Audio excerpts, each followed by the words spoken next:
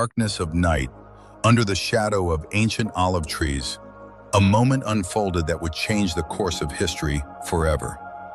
It was in the Garden of Gethsemane. Jesus Christ, the Son of God, had just finished praying in deep agony.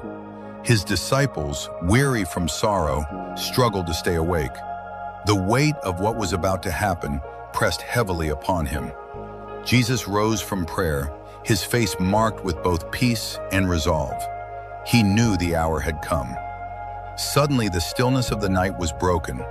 The faint flicker of torches appeared in the distance. Growing brighter, louder, a crowd approached, armed with swords and clubs. At the front of the mob was one of his own disciples, Judas Iscariot. Judas had already made a deal with the religious leaders. For 30 pieces of silver, he agreed to betray his master. As the crowd drew near, Jesus stepped forward, not to run, but to face them. "Whom do you seek?"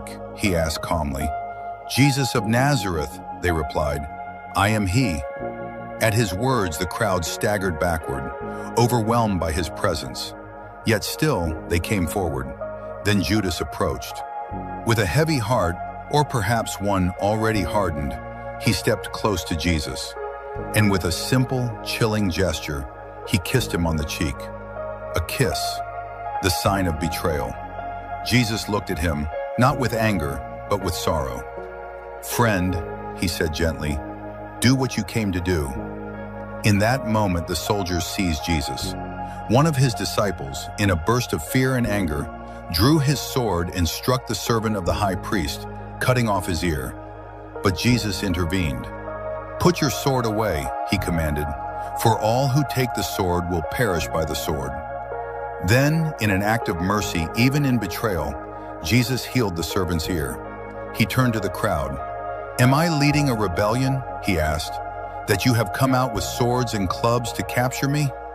Every day I sat teaching in the temple courts, and you did not arrest me." But this was their hour, the hour of darkness. Fear gripped the disciples. One by one, they fled. And just like that, Jesus stood alone, betrayed by a friend, abandoned by his followers, surrounded by those who sought his life. Yet he did not resist. For this was the path he had chosen, a path that would lead to the cross, and ultimately to salvation for all mankind.